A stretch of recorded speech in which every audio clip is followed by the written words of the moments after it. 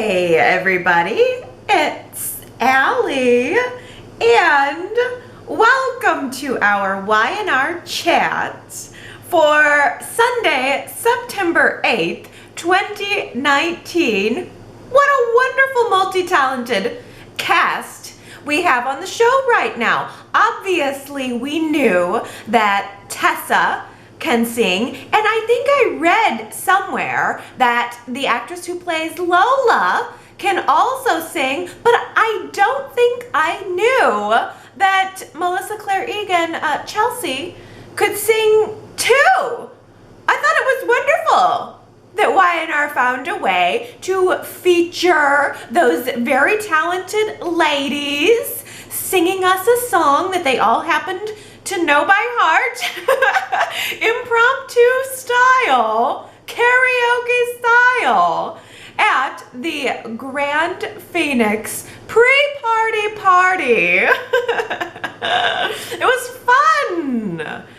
I asked you guys last week if you were feeling the Grand Phoenix hotel vibe. The majority of you were. 53% said you really liked the new hotel. I do like it. I voted in favor of it, and I enjoyed the pre-party party celebration. It was good to see all of the smiling faces, because judging by next week's preview, I have a feeling that all hell is going to break loose at the actual Grand Phoenix grand opening. I don't know what was going on with that preview. Tessa and Mariah and Summer were all doing some kind of weird hippie stoner LSD dance. They all looked like maybe they were seeing colors and fractals or something. And then we also saw Summer kissing Kyle while Lola is watching. And we had Sharon kissing Ray. I don't know. Everybody seemed a little extra loose, a little extra drunk. Honestly, they all seemed a little bit drugged. I'm going to walk out on a limb here and predict that little Miss Zoe found a way to spike the punch. Or the, what did they call them? The grand sangrias. Abby's signature drink, the Grand Sangria. I mean, given how much focus was put onto those drinks, I'm guessing that they have been tampered with. And also the fact that Zoe had to order a virgin version of a drink at the pre-celebration party, which indicates that she's not going to be partaking in the alcohol, and that might make her seem, might make her have the idea of spiking the drinks. And also in the preview, Zoe was standing there recording Mariah and Tessa and Summer doing their dance with her cell phone. And Zoe has said that she wants to cause chaos at the grand opening. And Zoe has pretty much been given the blow off by everyone in town every time she has tried to get close to them. This girl is like a disease. Nobody wants to be anywhere near her, probably because they fear ending up in her social media stream. She has been relentless with the selfies, not only of herself, but trying to take pictures with everyone. I'm so glad she did not try to run into Victor and Nikki Newman and get a selfie with them or something, because it's annoying. And she's supposed to be annoying. She is doing her job well. Oh, I feel bad for her, though, to be completely honest with you, because I think Zoe is young and she's just an attention-hungry young girl, of which there are many. And Theo has into thinking that she could become this big social media star while he is really just using her to his own end. I mean, Theo probably told Zoe to spike the punch, or at the very least, he didn't stop her from doing it, because in this world of social media marketing, in Theo's world, chaos equals clicks. What worries me, though, is that everyone is going to assume Phyllis had something to do with it. Summer had even questioned Phyllis early in the week, asking her if she was planning something for the grand opening, to do something naughty, but Phyllis reassured Summer that she has turned a new leaf. She is not planning anything, but she also does not give Summer the heads up that she already knew Theo's protege, Zoe, was planning something of her own. Zoe approached Phyllis about partnering up to stir up some trouble at the party. And Phyllis very quickly turned Zoe down. It's not that Phyllis doesn't want revenge. Phyllis has been all about revenge, but Summer is working the party. Phyllis doesn't want to do anything to hurt her own daughter.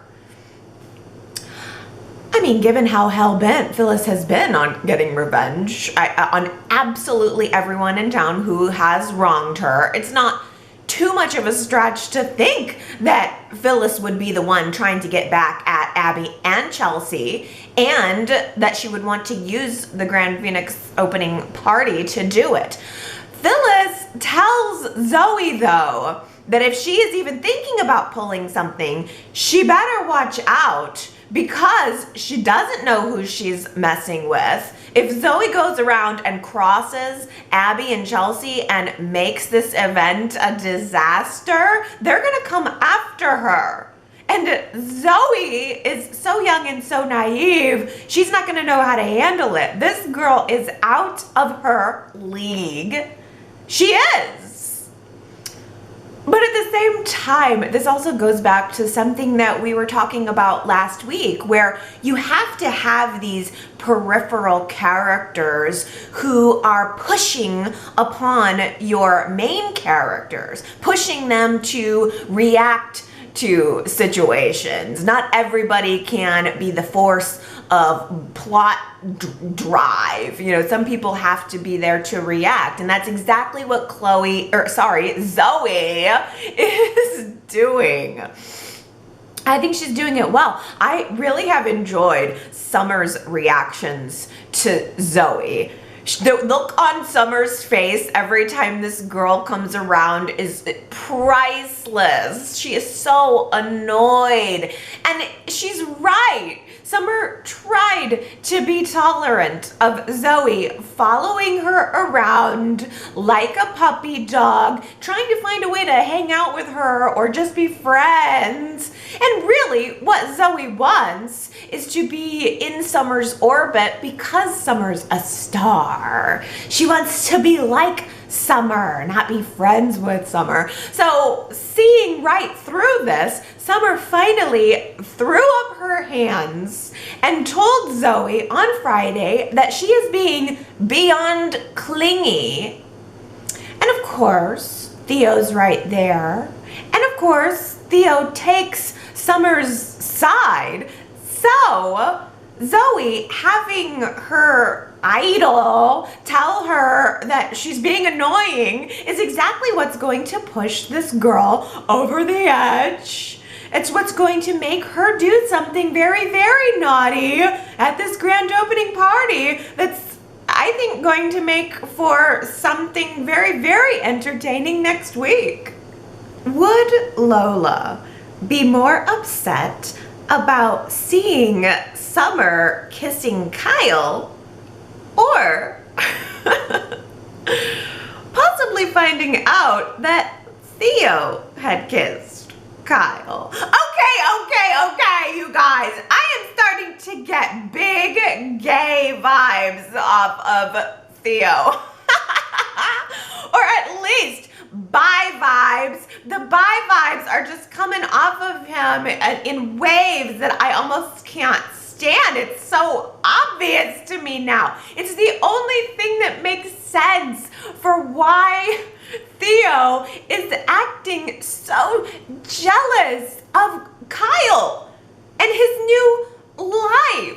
It's as if Theo wanted to be Kyle's wife. I think Theo, it's surprising that the wedding even went through. I would have expected Theo to have walked down the aisle with a big veil over his face, and then when Kyle pulled the veil back to kiss his bride, Theo would have said, "Ah, gotcha, now we're married."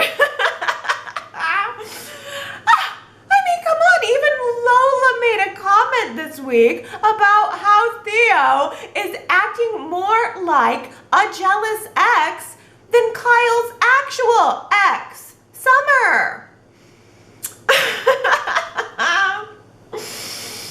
It's also a comment that I keep hearing over and over again, people suggesting that maybe Theo is into Kyle.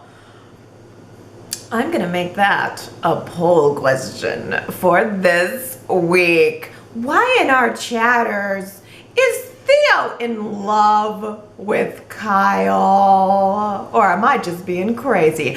Go to yrchat.com, weigh in on this matter. Would Y&R go there? If so, I really would have to give them credit for doing something bold. Finally, what if we find out that Theo and Kyle had a little thing going on in New York, and that's what the real secret is? Because as we know, the secret with Zoe is a big old flop. Nobody cares. I don't think that Lola is going to care. I mean, I think it would be more interesting and noteworthy if we found out that, oh, that's what Kyle doesn't want to tell Lola about. Now, there's something that might make her question and go,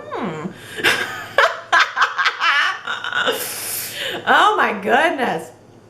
Well, I would be all for it. I think it would certainly fill out some more context to the weirdly developing relationship that Mariah and Theo have. I mean, maybe Theo would feel comfortable confiding in Mariah about his past with Kyle or his current feelings for Kyle, knowing that Mariah would be open to hearing it.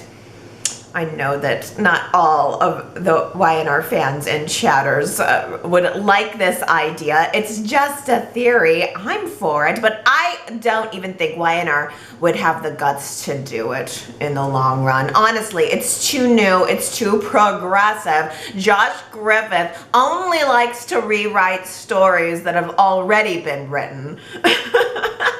He is not an envelope pusher. He is a steer the ship and don't sink it into the water kind of guy. That's the vibe I get. And plus, he is also seemingly trying to build up Theo and Summer being real hot and heavy. And Y&R is also teasing a triangle with Summer and Kyle and Lola. But I don't think that means that it couldn't come out of left field. You never know. There's got to be something more going on there. Well, on the surface, yes, that Summer, Kyle, Lola triangle seems to be developing, especially from what we saw in the previews of Lola looking on as Summer's planting a big one on Kyle. I think the audience is expecting Lola to hit the roof now. And I don't think that's what she's going to do. I think that it is going to come to light very quickly that someone spiked that punch and it was all extenuating circumstances. And I think then that Lola is going to swallow those feelings right down. She has been very mature this week about Summer and Kyle working very closely together now that Jack has appointed Kyle as the interim CEO. I think Lola is going to surprise us. She's been very, very supportive, but it is also one of those little seeds that might plant itself in the back of her mind for later. Well, what do you think about Kyle's new title? Interim CEO. It's coming under much better circumstances this time. There are no secret plots that Kyle has on any of his burners to try to, I don't know, take the company public so that Victor can turn around and buy it. Yeah, good idea. Kyle, just stay away from Victor this time around, okay? It is a little hard to believe that Ashley wouldn't make it a point to fly home from Paris lickety-split to take that CEO position for herself after how hard she fought last year to try to get it. So I guess that means Ashley has either had a complete change of her character, she like Phyllis has turned a new leaf, or maybe that means that Ashley is just on recurring status and we can trust her because she's really just going to be coming in here and there to say hi and bye. Yes. But I'm okay with Kyle sitting in the big chair for now. On day one, the first thing he did was call Summer into his office to find out how she feels about working together now. And she seemed okay with it after they established a few ground rules, namely that they are not going to be getting involved in each other's personal lives. They're not even going to mention each other's personal lives, which is a rule that they have already broken. Kyle could not help slipping in a little comment about Theo's relationship with Summer. Summer respected the ground rules, well, until next week probably, but Kyle couldn't help getting in a comment about Theo. Yeah, it just seems like there's something more between Kyle and Theo. Maybe it's just wishful thinking. I would love for the storyline to make a little bit more sense. But I also really enjoy the dynamic that's going on with Summer and Kyle. I mean, they were working together very close this week, brainstorming ideas, moving and shaking and making things happen for a Jabot tie-in with the Grand Phoenix Hotel premiere. At this point, I really don't want to push for anything more with Summer and Kyle, though. I feel satisfied to let Lola and Kyle be happy for a while. And I also think that just Summer and Kyle's friendship is entertaining. I mean, those two have chemistry out the wazoo. I've said it for months now. I mean, even if they're just talking about lipstick and nail polish, I think that they're interesting to watch on the screen. And I also know that we'll get there eventually. Eventually, Summer will be there to break Kyle's fall when Lola throws him out after she finds out about his secret tryst with Theo, which will blow Summer's mind because she's been sleeping with Theo. Oh, that would be salacious. Oh.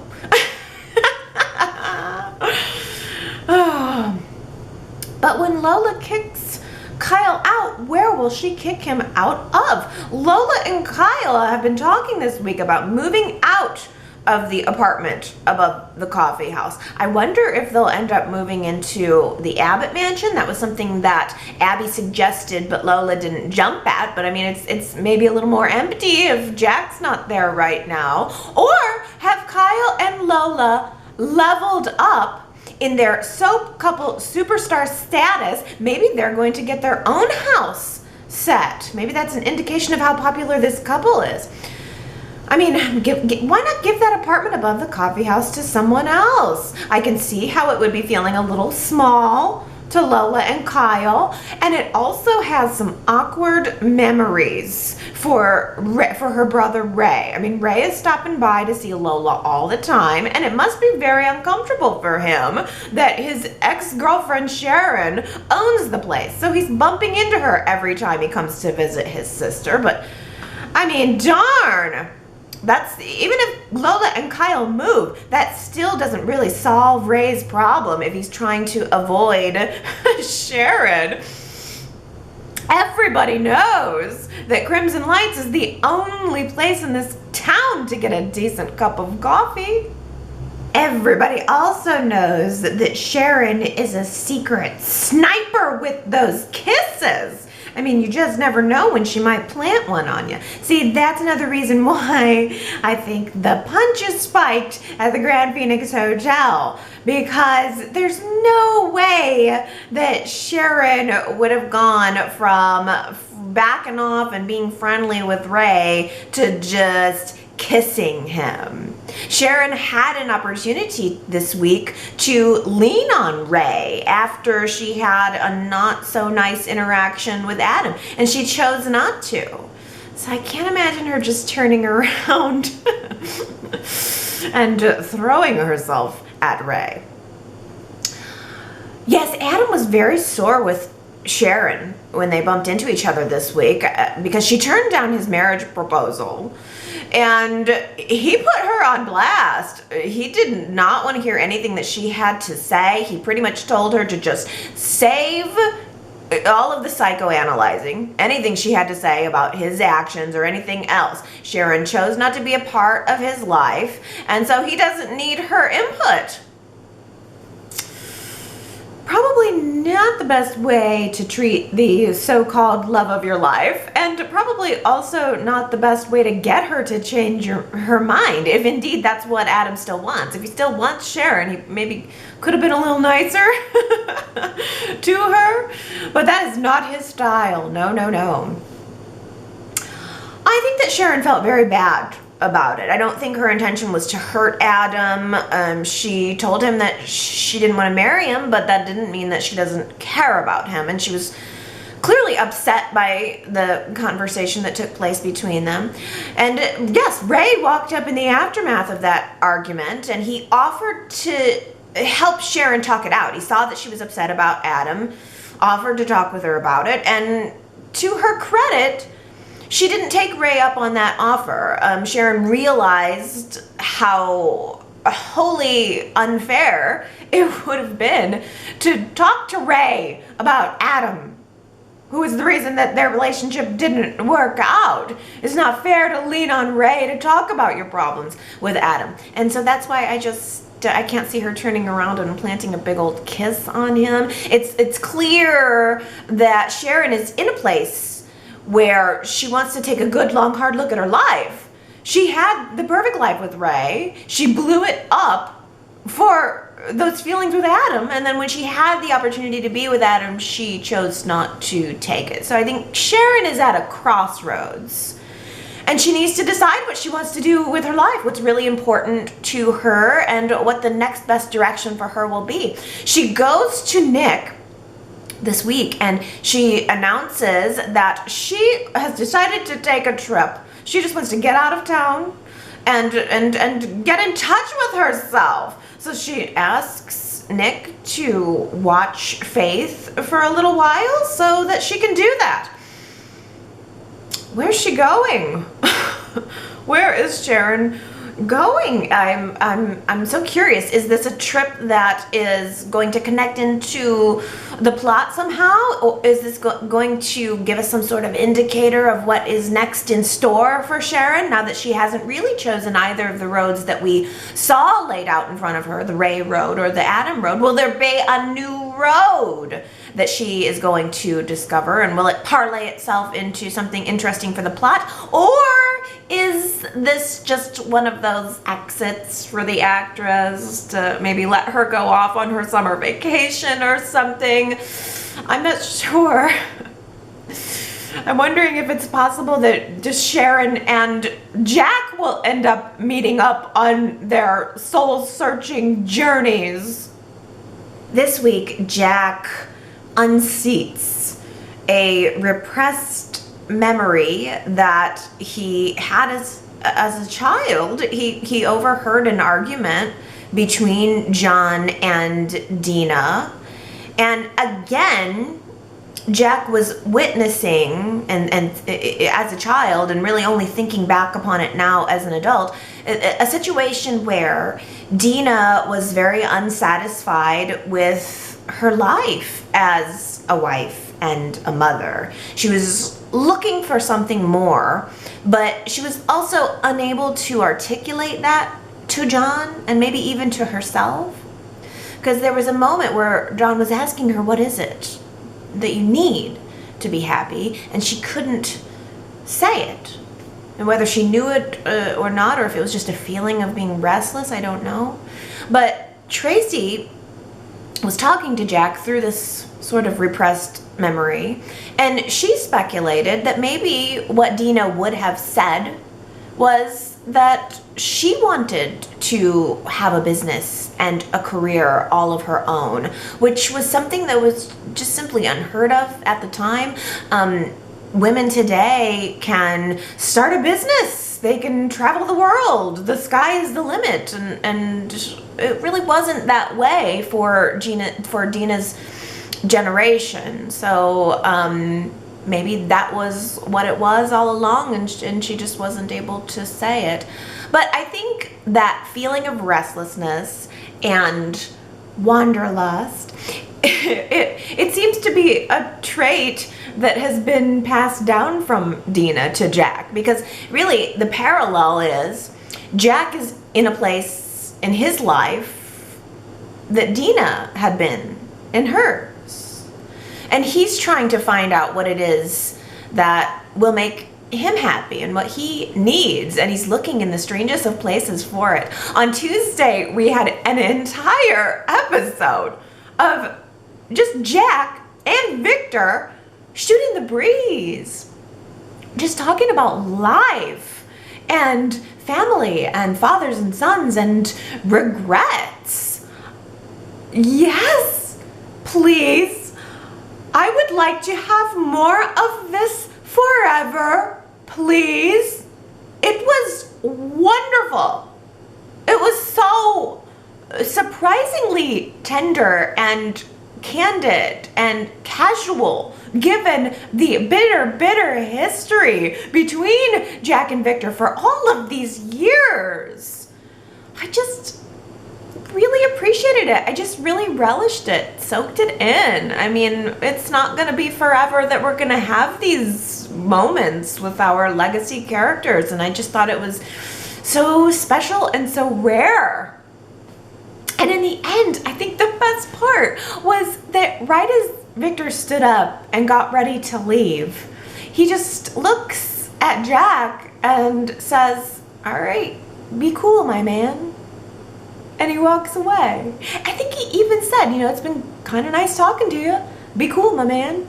And he walked away. It was just like these two guys, whether they've gotten along or not, they've known each other for decades.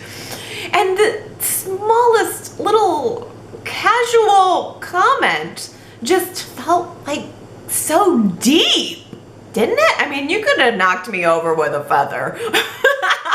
Hearing the phrase, "Be cool, my man," coming out of Victor's mouth toward Jack, it was just so great.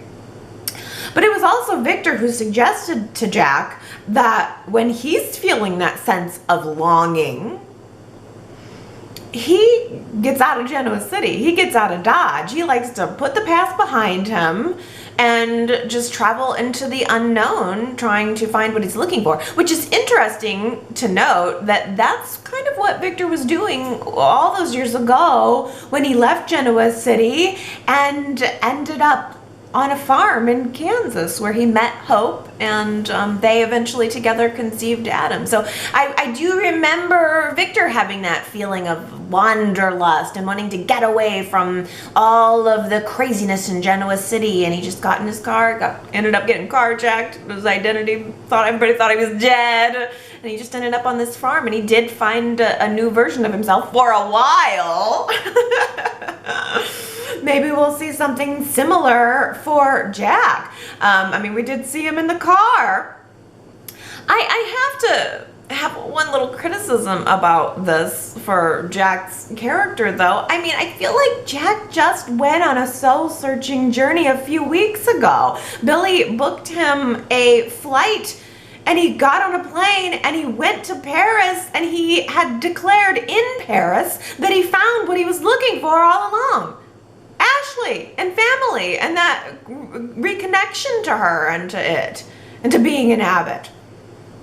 I mean, he came back into town feeling refreshed and renewed, saying he found what he was looking for, and now here we are again, and he's looking again. Jack crams young John, who I think is really hot. I wish they would make this actor materialize. Like, I wish that Jack would just meet this guy somewhere on the road and then bring him back to Genoa City and keep him on the show because he's super hot. I liked seeing him. Well, Jack crams him into the back seat of the car and they go for a road trip together. Jack and the figment of his imagination on a road trip, which you know makes me nervous. Anytime anyone gets into a car, I get this impending feeling of doom. But so far, so good. Jack called Tracy from the road, and he doesn't say where he's going, but then we see a shot of him having like a pamphlet to a resort, some resort in Sedona that he's headed to. It was called the Pine Forest Inn and Spa. So what's that all about? Why Sedona? Obviously, Sedona is a beautiful and peaceful and magical place to find yourself. It would be an exceptional destination for going off to find yourself. But is there something more here? Is there a connection that I'm missing? Does the name Pine Forest Inn and Spa ring a bell for anyone? Is there an Arizona connection that might be hinting at something for the future? Or is Peter Bergman just taking his summer vacation now too? Chelsea forgives Chloe rather quickly this week. She just simply comes to the realization that she misses her friend, and she makes an effort to empathize with her, and they reunite. Chloe and Chelsea reunite, so much so that Chelsea joins them for a family Labor Day picnic in the park with cookies and lemonade tea. Esther's recipe for lemonade tea is, I have to say, I've done that before. It is very good. Adding a little bit of lemonade in with your tea. Very tasty. Has anyone noticed the inordinate amount of cookies on the show lately? I mean, there's a lot of children on the show right now. Maybe that's it. But everyone, it's like cookies, cookies, cookies. Cookies at Crimson Lights. Cookies that the cook has made at the ranch. Cookies in the park. I mean... And the other thing about it too is that everyone, I have noticed in all of the cookie eating of the past 2 to 3 weeks, everyone is always drinking lemonade with their cookies. And I find that very strange, especially, I mean, it's almost like, okay, well, these two things are very wholesome. Cookies are very wholesome. Lemonade is very wholesome. We'll just put them together. But they don't go together, Y&R. If these people are having, for instance, a chocolate chip cookie, that does not go with lemon. Lemon and chocolate are two totally contrasting flavor profiles. You would not want to wash down a big chocolate chip cookie with a glass of lemonade. I'm sorry, it's just not realistic. And it's my job to point this out. Even if, for instance, you're having a sugar cookie or a frosting cookie, you don't want lemonade with it. Am I wrong? I mean, the freshest twist on this whole cookies and lemonade theme was Esther's lemonade tea. I'll give it that. I'm sure that would be fine. I suppose it would mute down the lemon a little bit, but I don't know. I just can't get on board with the cookies and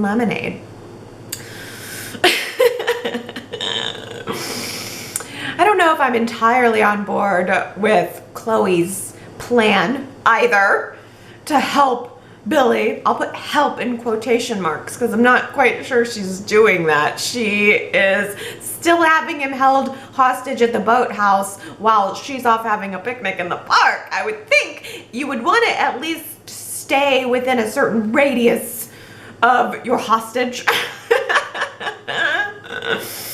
And the problem is Kevin is knocking him out with knockout drugs, and yet Billy is still not staying knocked out. He also doesn't remember anything about the accident. Isn't that convenient?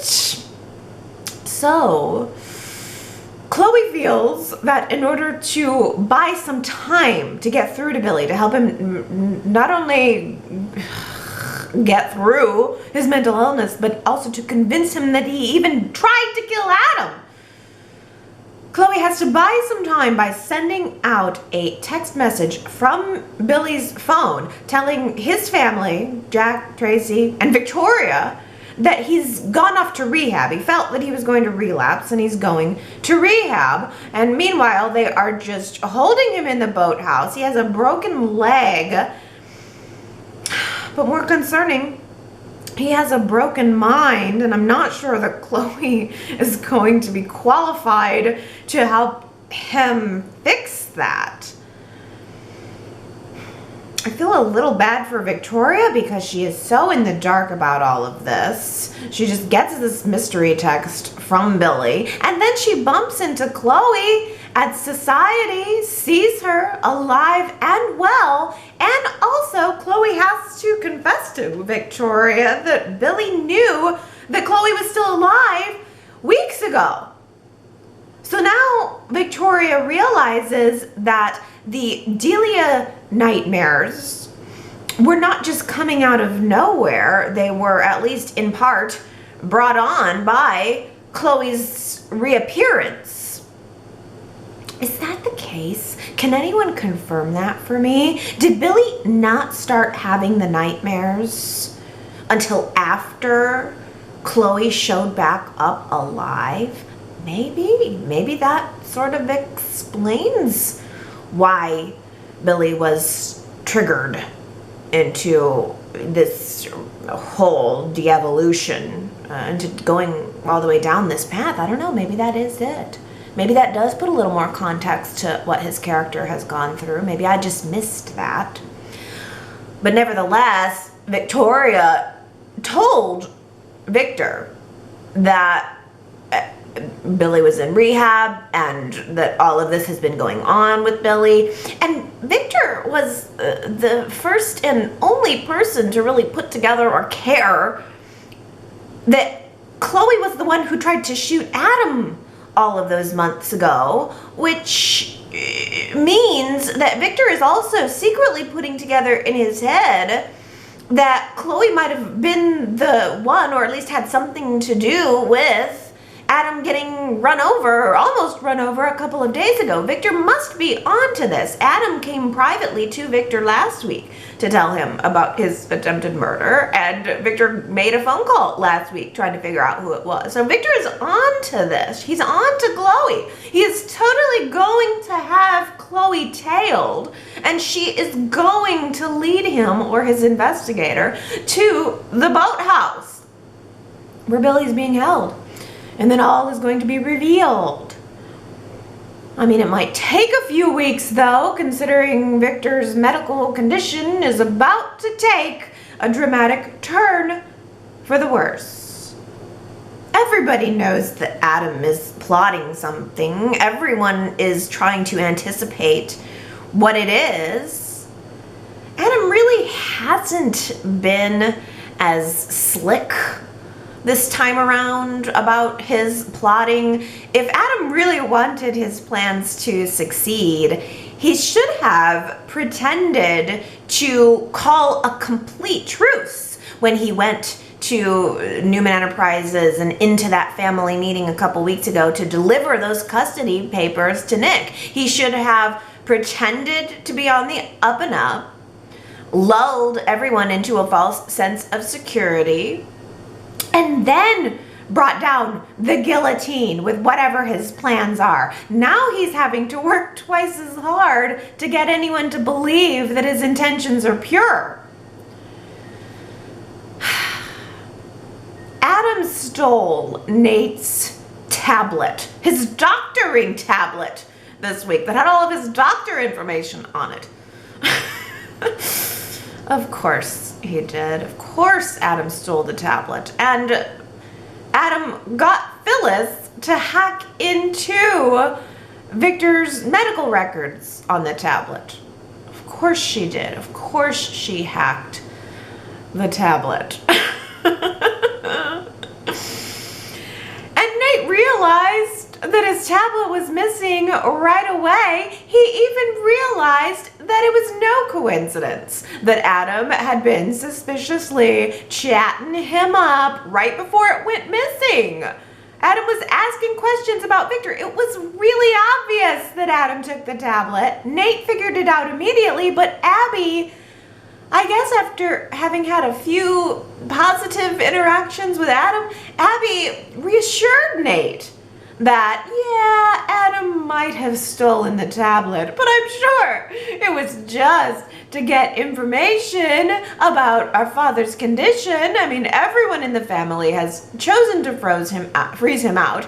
Maybe he was just earnestly trying to get the truth about Victor's condition.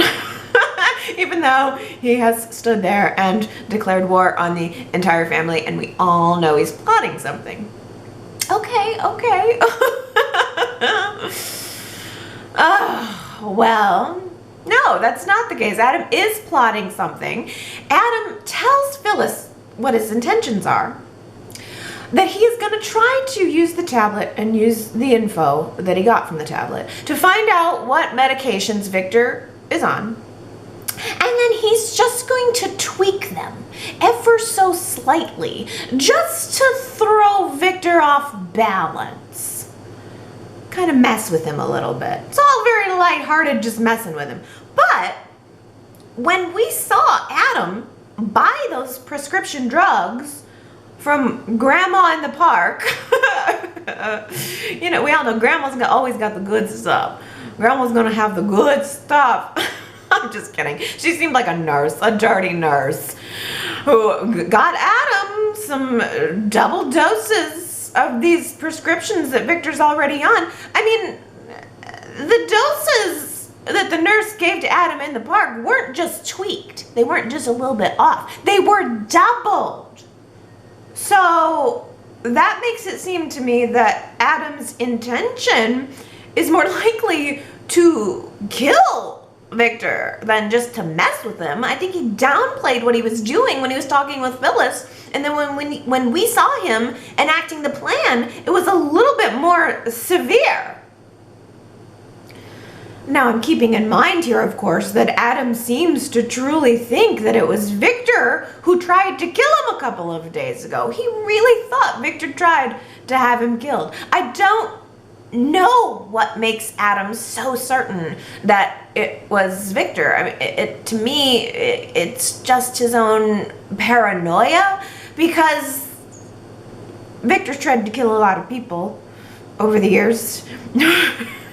No doubt about it. Or he's managed to get a lot of people killed over the years, but never one of his own children.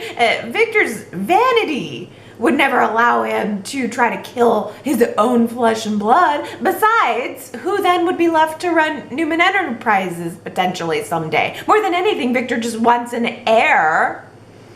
So it doesn't make sense that Victor would try to kill Adam, and it doesn't make sense that Adam thinks it was Victor. But he does, and Adam goes to Victor's house this week. First, he has to do damage control to try to pretend to be sorry about those, you tried to kill me accusations. But what Adam is really doing there is swapping out Victor's medication, his current medication, with the higher dose medication, and conveniently those pills they happen to be located in a very similar bottle. inside of Victor's suit jacket. I mean, it really all worked out in Adam's favor. Thank goodness Victor doesn't have his pills portioned out into the daily little portion things where you pop up the lid and then that's your day of medication. Thank goodness that he just kept one bottle of the pills in his suit pocket, and that happened to be the very first place that Adam looked. Who says that these two aren't alike? They think exactly the same way.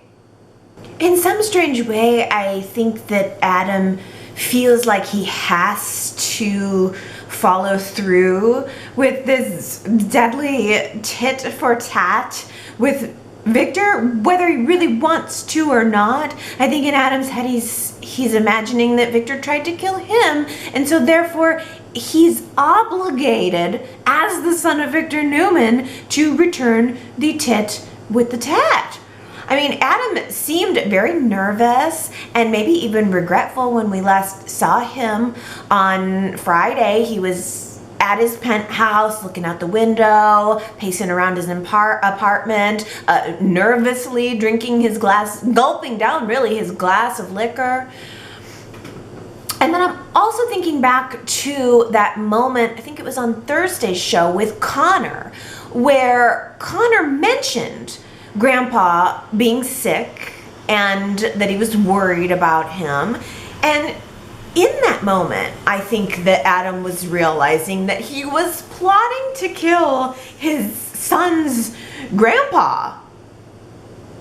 And it was Thursday's show where Adam ended it saying to Connor, "Don't worry, Grandpa's invincible."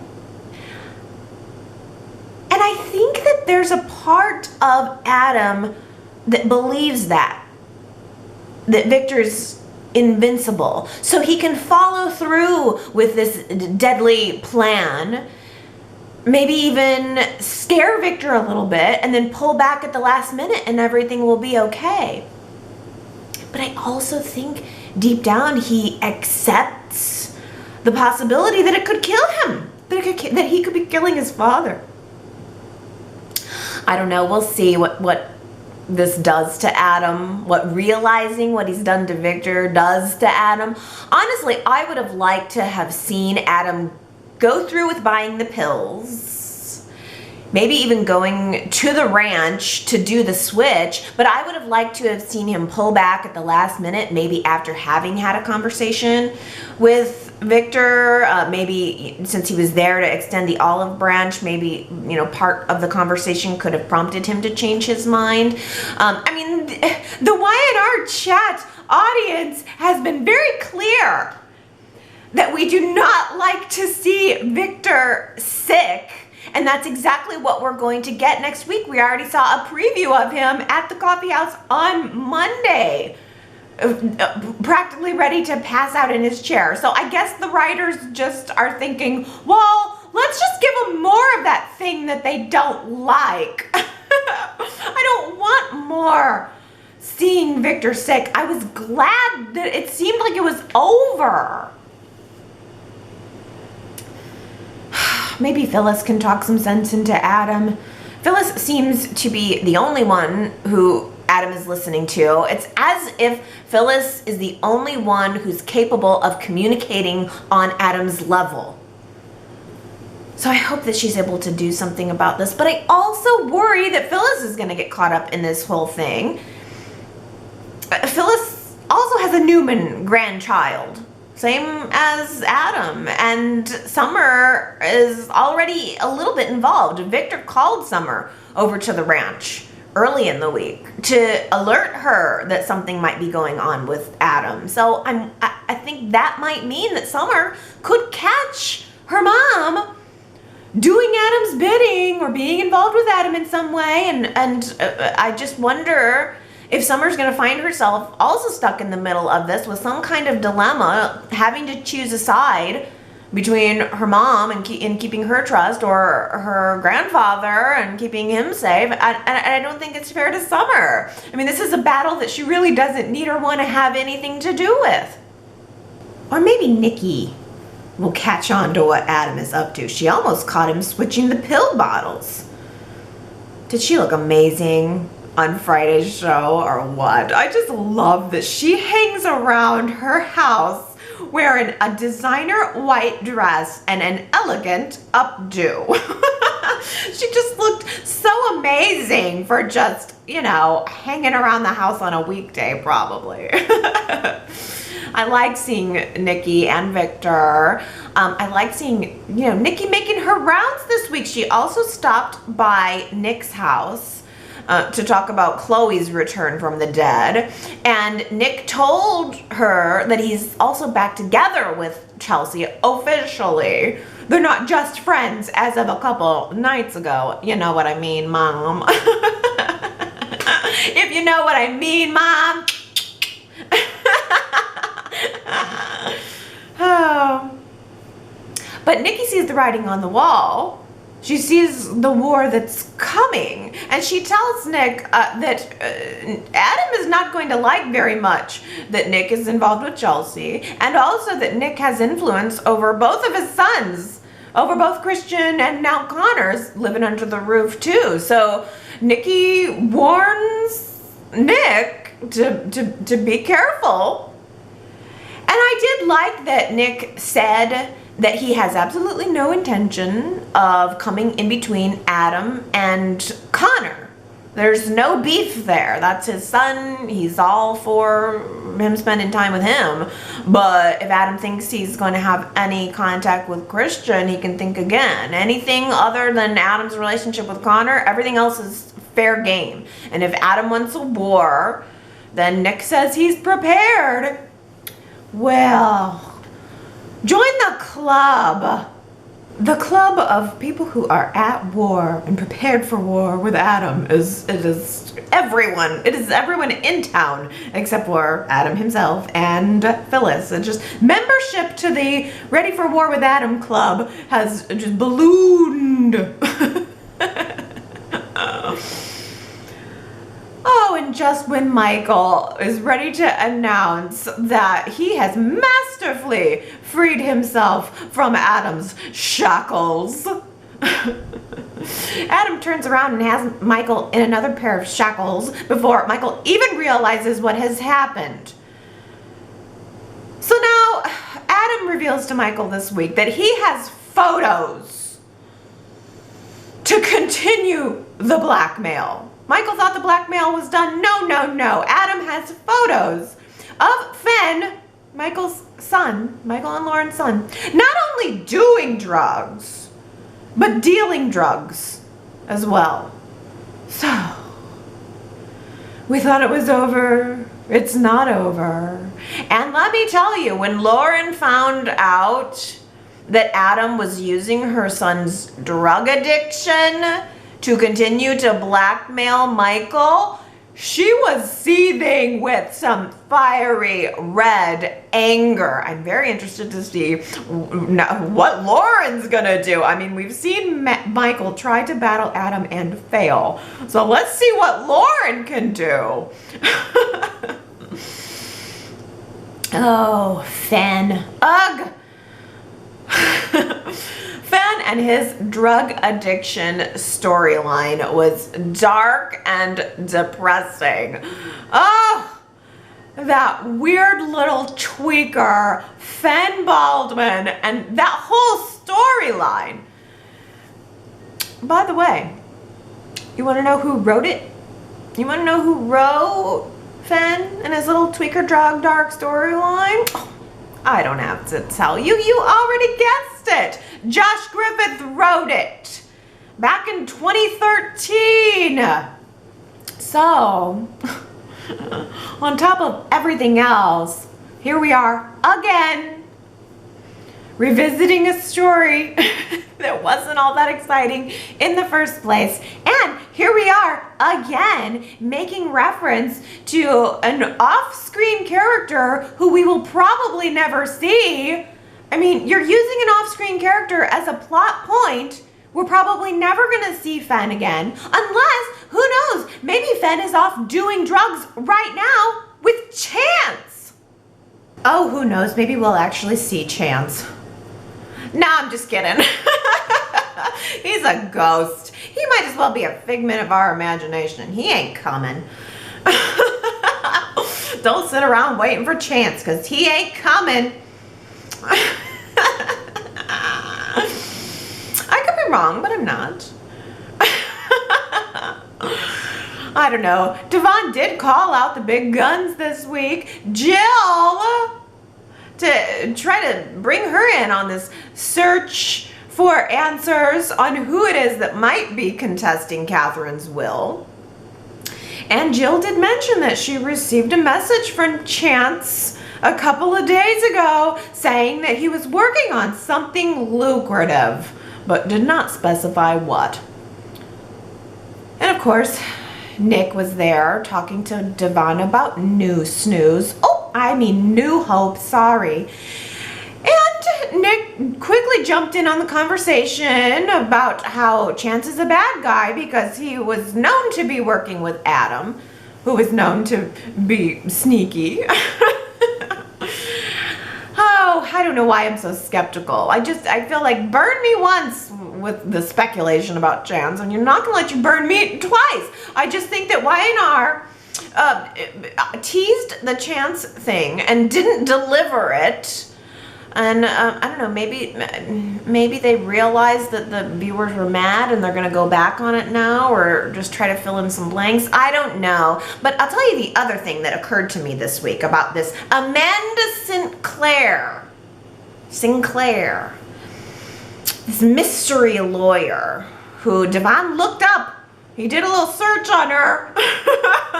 Got some info about her career, but the picture had a big old empty mystery person question mark in it. No face. We have no photos of her. There's no, in this day and age, this attorney who had a lot of accolades to her name. There was no photos of her though. He didn't click over to Google image search.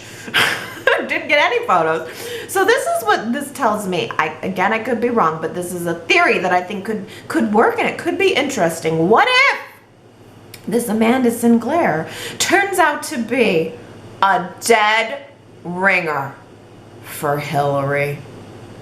Can you even imagine? She shows up to do the job and she looks just like Devon's ex-wife. It's just strikingly similar. Right at the same time that Elena and he are getting close. And right at the same time that Elena is also getting close to Nate, who looked handsome, very, very handsome in his purple suit at the Grand Phoenix pre-party, I might add. Oh, maybe Hillary's doppelganger could be representing Chance. Oh, there's a million possibilities. Oh, you know, I just miss Catherine. Sometimes I almost don't realize how much I miss Catherine until I see Catherine, or a photo of her, or a flashback of her, or someone mentions her, and then I'm like, oh yeah, that's right. That's probably one of the reasons why I can get so frustrated with Y&R right now. There is a big gaping hole right in the middle of it where Catherine's light and life and spirit used to be. And it's still really hard to get over that. It's still really hard to move on with the show with her not there. I mean, that flashback of Catherine signing with Devon as she was trying to make peace with him, she looked very thin and frail there, which is not really how I remember Catherine mostly. I'm not sure what year that flashback was from, but it must have been within her final few years. Because I do remember Catherine trying to develop that relationship with Devon, and I remember him being very skeptical about it. I remember he gave her a hard time. And I also remember feeling weird about the fact that she left him the bulk of her estate in the first place, because they weren't very close for very long. He was just the only heir left in Genoa City who could feasibly have left the fortune to. And And Devon and Elena talked a lot this week about his process for getting to know his grandmother and even coming to terms with that sudden wealth. What it's like to wake up one day and realize that there are no limitations on you and your life. And now he's got this lawyer's letter looming over him, and he feels afraid that someone is going to come in and try to take away from him what Catherine wanted for him. And there is a part of me also that thinks, well, what if it is the opposite? I wonder if there's any chance that Devon is about to inherit something additional from Catherine. Maybe something that we didn't know about. Maybe there is a new asset that has come to light. I hope it's not a boathouse. Then we're really screwed.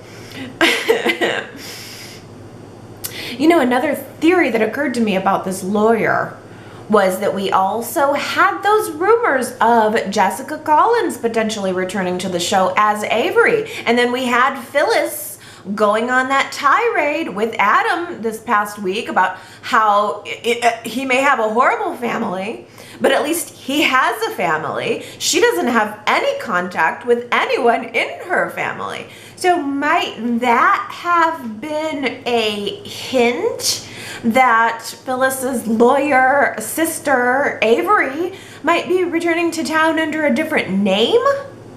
If I could bend the laws of time and space, I'd take a mulligan on a lot of things. That was our quote from last week, and it was Sharon who said it. She was talking to Mariah about a multiverse where, you know, if Ray wanted to reconcile, if she could bend the laws of time and space, she might do things over with Ray. So here we have Sharon expressing to Mariah regret about what happened with Ray and a desire to have him back. And I'm sure being drugged at the party is just pushing her into kissing him and moving forward on wishing that multiverse were a real place and she could bend the laws of time and space. Quite a few of you guys guessed it right, so congratulations, Henry, Julie, Robbie, Keisha, Sherry, Nancy, Susan, Christy, Martha, Jennifer, Sandra, and Jamie D. Can you do it again? How about this one? It speaks to me as someone with a toddler. Never underestimate the power of a good nap. Am I right? I never used to like naps, but I'm getting to where it's a little hard to make it through the day sometimes. I do love a good nap. So who do you think said that? Never underestimate the power of a good nap. Go to yrchat.com to leave your guess. And if you guess it right, then I will give you your shout out on next week's Y&R Chat. Oh, I have so many comments for you this week. Let's start out with this zinger from Gary saying, just say no to Jill's diamond shoulder pads. Oh, Gary, you know I saw those diamond shoulder pads entering in the scene. I saw it from, like, it was a far away distance shot from, like, we were in Nick's perspective and Jill was knocking at the front door and I saw those shoulder pad dangly doodah things coming off of her jacket or whatever it was from a mile away. It was like blinding and also just a terrible fashion choice. I don't know who thought that was a good idea, but you know what? At the same time, it's kind of Jill. It does sort of represent that old school soap 80s shoulder paddy kind of vibe that she embodies. So you know what? No one else could pull it off but Jill. I'll give her that. Well, we've had so much talking about those opening credits this week. Kyle was the Y&R chatter who initially got that conversation rolling and says, hey, after the comment was read last week, I watched this week and Mariah was in all of the intros. Every single one. Still no Kyle or Michelle Stafford, though. Yes, I know. I was watching again. It's one of those things that you will just never be able to unsee. Mariah is in every single intro. And Sherrod says, Allie, the reason that Cameron Grimes is in most of the opening credits could be that she's a 2-time daytime Emmy winner and the youngest at that. By the way, she's not the only one. So is Eric and Melody and Joshua and Sharon. They're veterans of the show. And even though she's still young, so is Cameron. Oh, Sherrod, well, I wasn't meaning that in any way to be derogatory toward Cameron. I want her to get her credits, absolutely. It's just a note, though, that she has a credit in every single opener. And even Eric Braeden, Melody Thomas Scott, they do not appear in every single opener. Neither does Jack or anyone else. I haven't noticed anyone else who's in every single one. It's just the observation is less about who deserves it or who's in it or anything like that. It's more about that it doesn't make any kind of like sense in terms of who's there, who's not, who's a contract player versus who's on recurring status. There's just no deciphering anything about anyone's contract or status with the show just by looking at the opening credits. I also think it signals a little bit that it's in flux. The fact that we have so many other characters who are just not represented at all. I mean, as Kyle said, there's no Michael Milor as Kyle, there's no Michelle Stafford as Phyllis. And as TB84 says, finally, someone started the subject about opening credits. I know it's maybe not important, but since we've got so many new casts, some are on contract, some are on recurring, but I can smell something new is cooking up. Because I'm dying to see Kyle, Phyllis, Ray, Elena, Adam, Nate, Tracy just for once, or maybe even Theo. Yes, TB84, I mean, you've just listed so many. There's so many people who are just not represented in those opening credits. And then we have other people who are just there every episode. I mean to say, too, I also think it's probably more about, like, filling the amount of time needed for that intro. And maybe they're chopping it up depending on the length of each show. Maybe there's something there. But the main takeaway from us opening up that conversation about the opening credits is that we can't read anything into it deeper. I mean, I think at this point, the opening credits are really more ceremonial, right? Y&R used to have these, they're famous. Y&R was famous for their credits. And they had a much smaller cast, so everyone could be included. Now, here we are where there's a lot of revolving door and a large cast. It really wouldn't be feasible to work in an intro where every character is featured onto every single episode. So really, what we should be looking at are the end credits. The beginning credits, I think, are just ceremonial. I mean, you know, a lot of shows now don't have long intros at all. I think they probably feel pressured to keep them short so that you can get into the actual meat of the show and not lose viewers. I mean, seconds are precious in TV town now. So they probably just want short, quick intros. And at this point, they're stuck having to do that traditional show every character format because that's what the fans expect.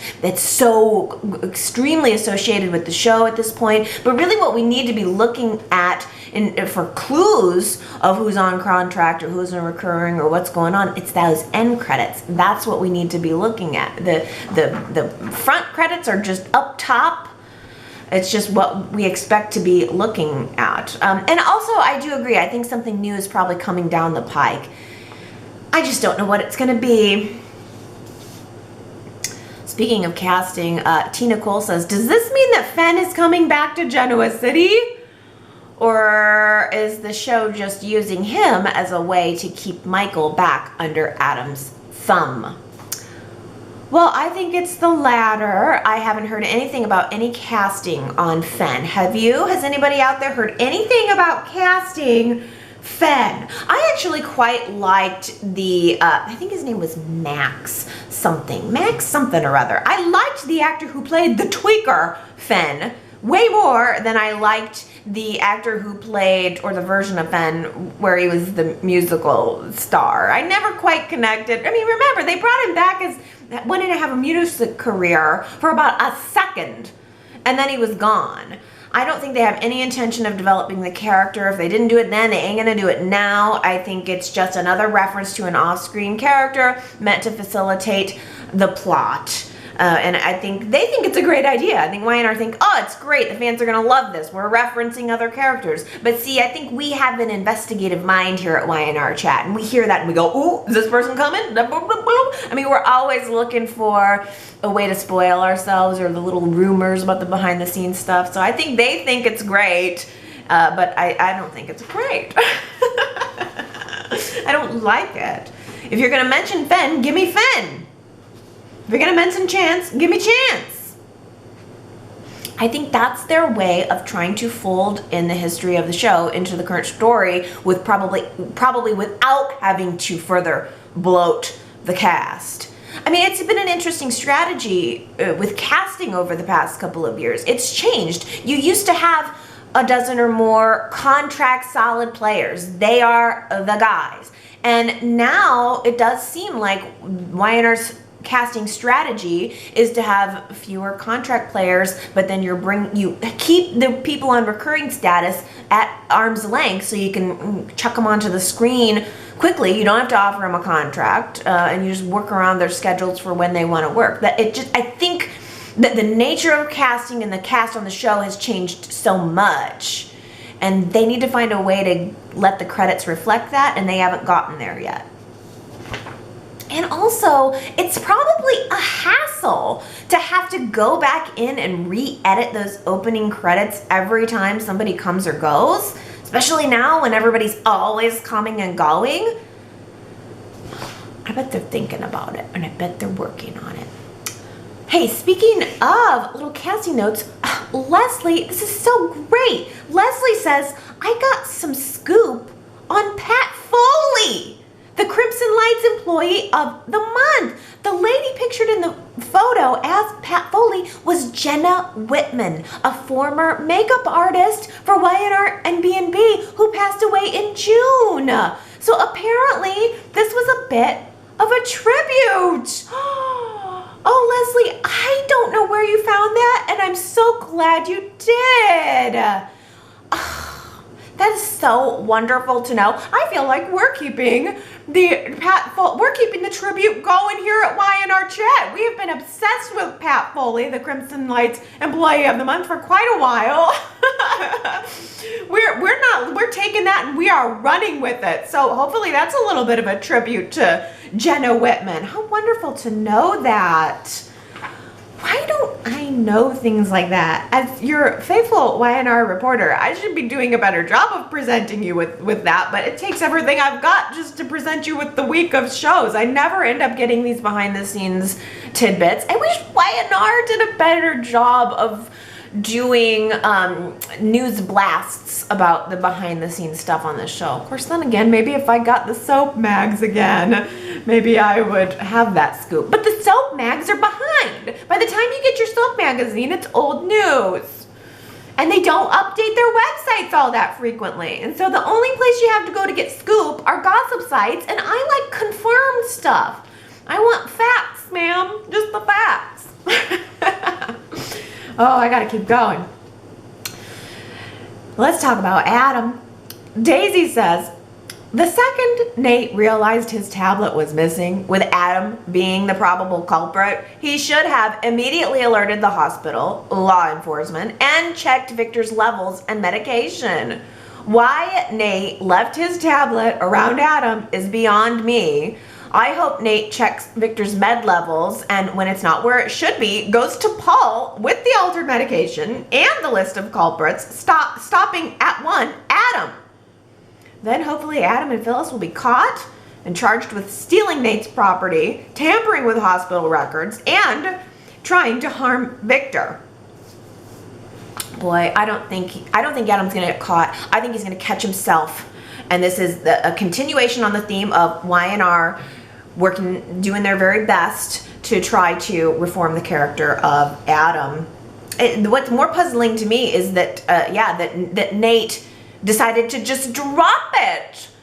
His tablet with confidential information was stolen, probably by Adam, and he didn't go to the cops.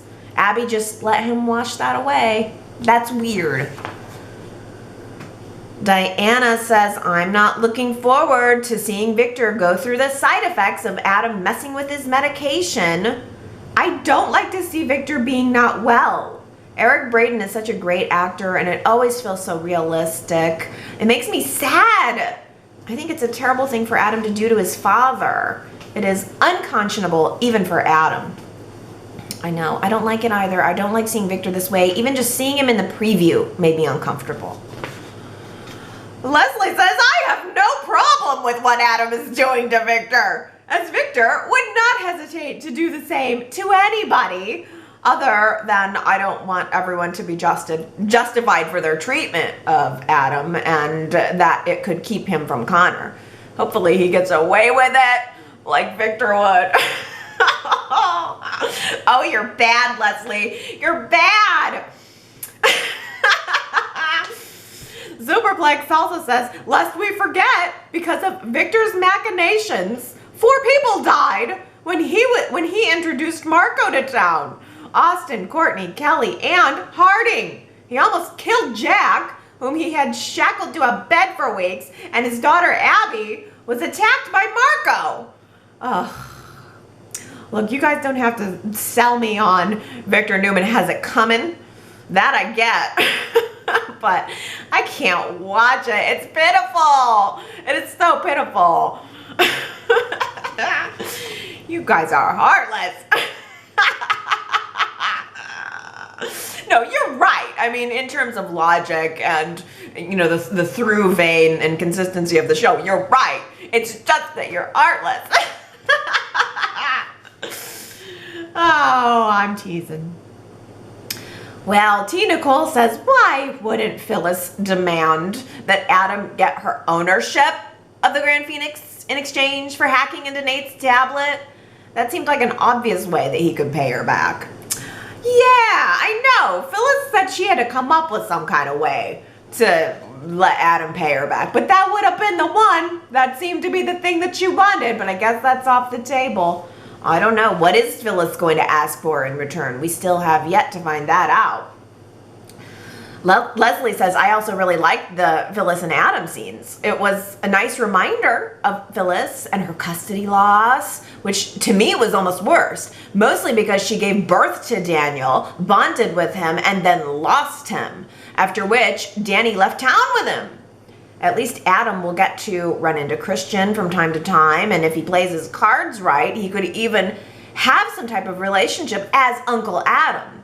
I hope that that he sticks around long enough for us to see Christian's hatred of Nick for keeping the truth from him.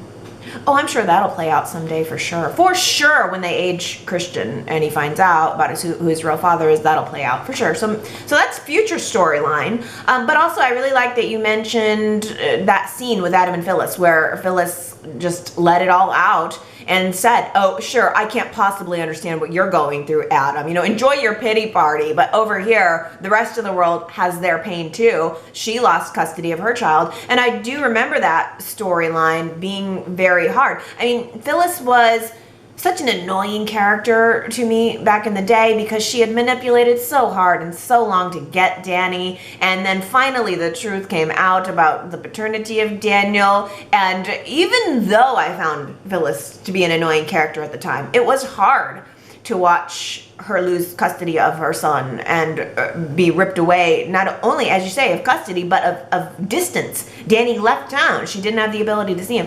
And that is also a character trait, or a scar, a character scar, that has been very important in Phyllis's character that we're seeing again coming back up. And I do like that, and I appreciated that Y&R brought that back up.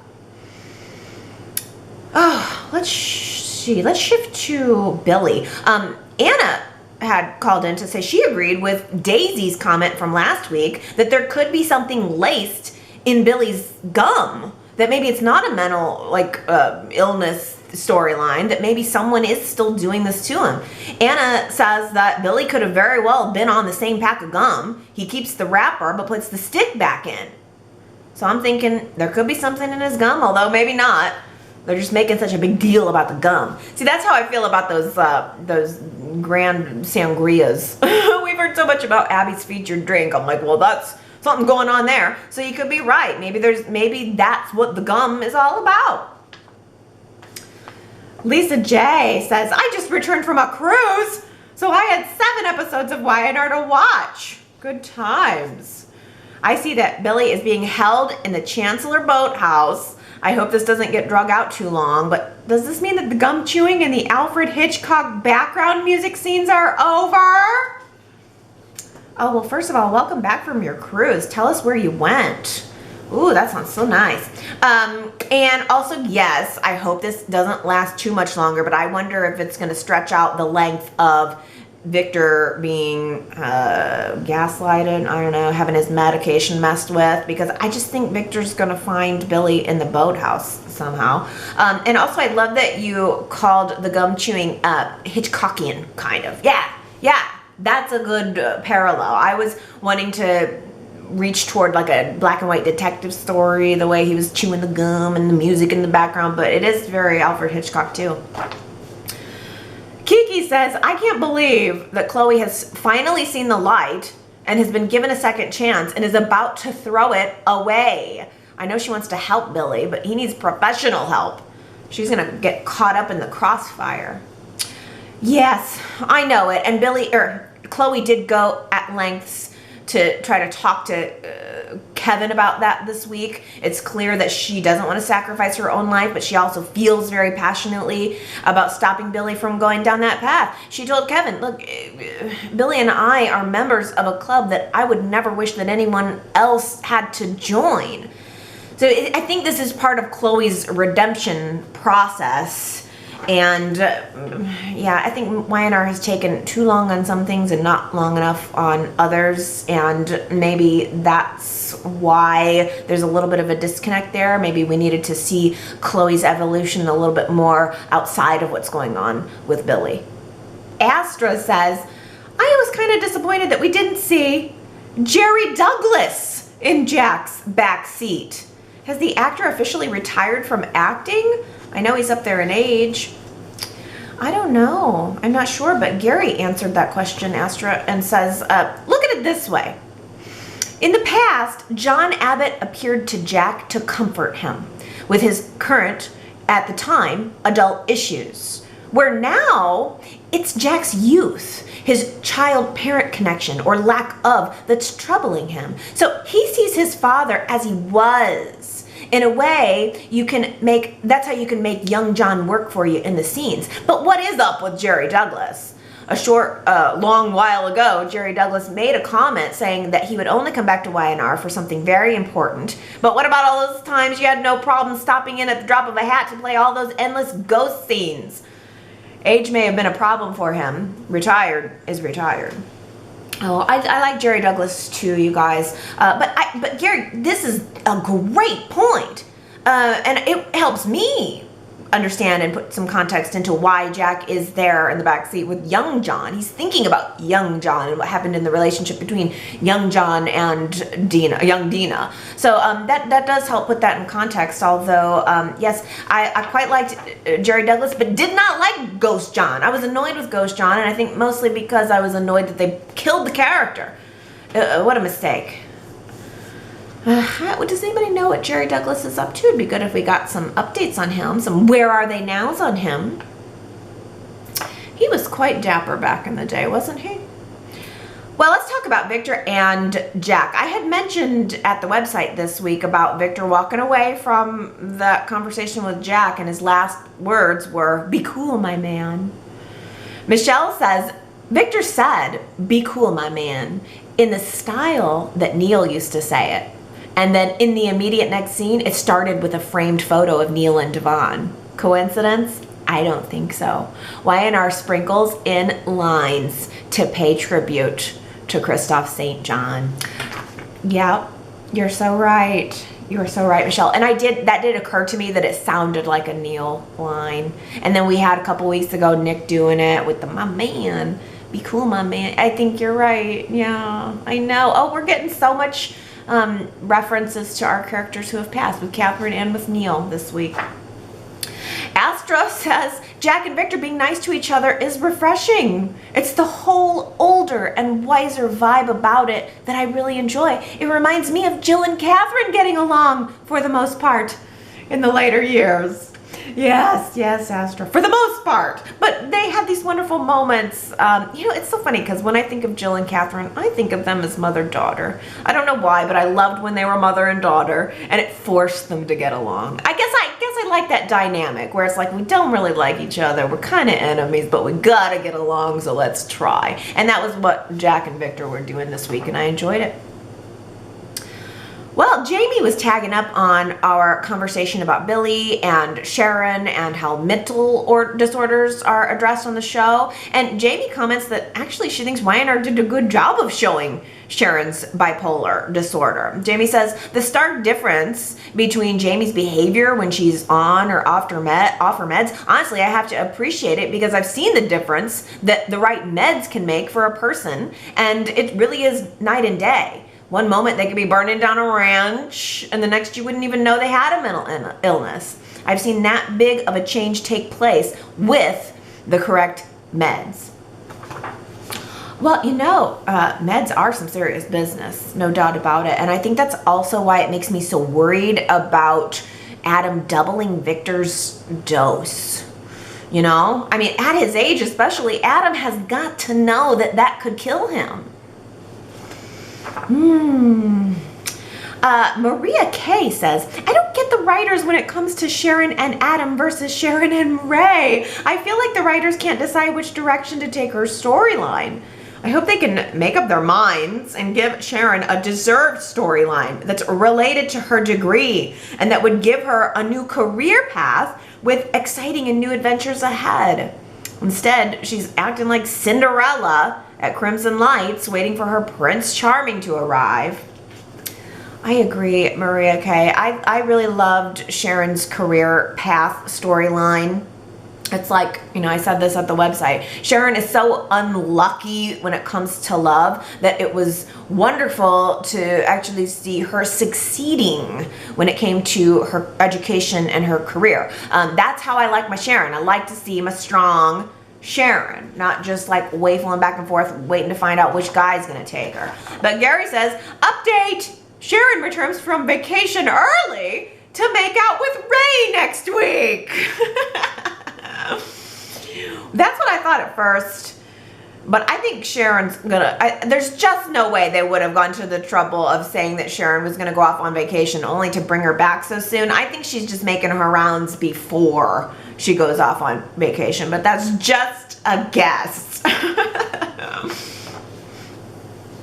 Oh, let's see, talking about that preview. Shelly says, little Miss Zoe. It's so wonderful that her character is supposed to be irritating to the viewers, isn't it? However, I just have come to the realization that Zoe and Abby are exactly the same. Is Abby supposed to be irritating? Hashtag twinsies.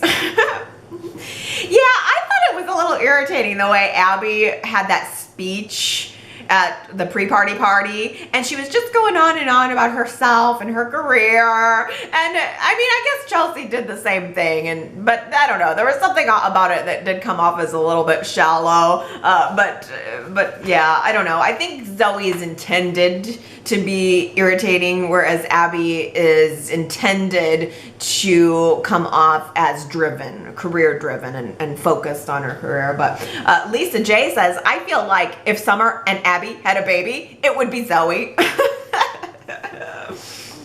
Yeah, I think that nail meat head for sure. T. Nicole says, I don't understand Theo wanting to hurt Lola and Kyle's relationship. Wouldn't Theo then worry that Summer would go back to Kyle if his marriage with Lola blows up?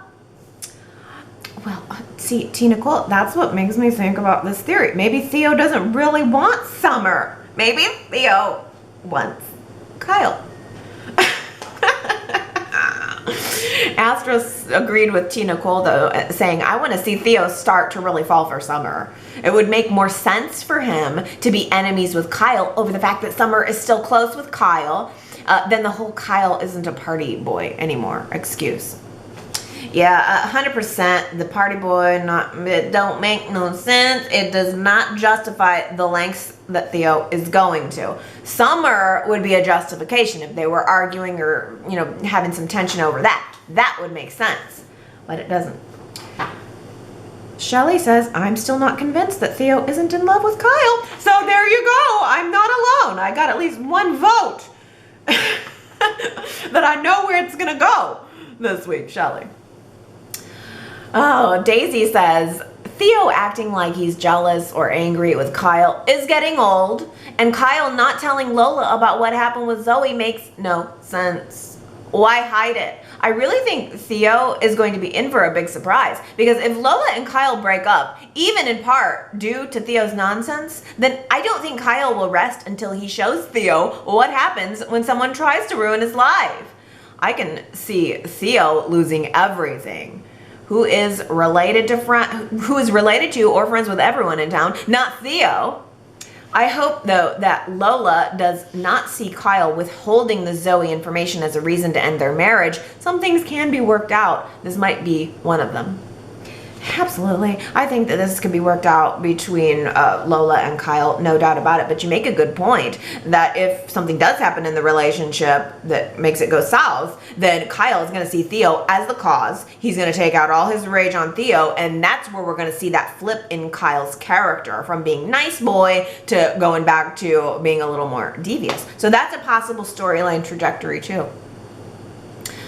Oh, Leslie had a really great quote that she found on Wikipedia from an interview with Michael Mooney, the Adam number 2, probably the first major iteration of Adam. Michael Mooney, upon taking that role, said, I've been told by many of my cast members that the role to play is Adam. They say, if I were to have a choice, the character I would want to play is your role, Adam. So Leslie asks, what role would you all choose if you got to pick a role on Y&R? Oh, I love this question. And Leslie says she would be Gina Tognoni's Phyllis or Jill, or for a male, she would be Jack, Adam, or Billy in that order. Oh, this is such a good question. I feel like maybe we talked about it before, but I don't remember. I don't think we've approached it quite this way. Of if you got to pick a role on Y&R and play it, who would you pick? Jill's a good one, Leslie. I can see you being some Jill. Thinking about Michael Mooney's quote and everybody saying that they would love to play the role of Adam. That is so tempting. I think it'd be really tempting to want to play a villain. But with my natural disposition, I'm pretty sure I wouldn't be able to pull off playing Adam or a villain with any sophistication. So my knee-jerk reaction was to say that I would like to play the role of Victoria, maybe zazz it up a little bit. But then I realized that Victoria is not really supposed to be zazzy, and Amelia Heinle is doing a pretty good job of being pretty blank. And pretty cold. I don't think I can pull off cold because I'm warm. So maybe I should play the role of Victor's other daughter, Abby. What do you think? Do you think I would make a fabulous Abby or what? Well, I want to know what role all of you guys would pick. I'm sticking with Abby. Maybe that's why I've been so critical of Melissa Ordway all over the years. Maybe the truth is I want her job. Okay, everybody. I hope you had fun joining me this week. And I hope you go to the website to leave me some comments. yrchat.com it is. Go there, check out all the stuff, get your thoughts out, and I will pick the ones that meet the deadline for when I gotta do Y&R Chat that kind of fit, and I'll read out some comments again next week. Or if you don't want to do that, just come back and join me again for another riveting Y&R Chat. All right, I'll see you next Sunday. Bye.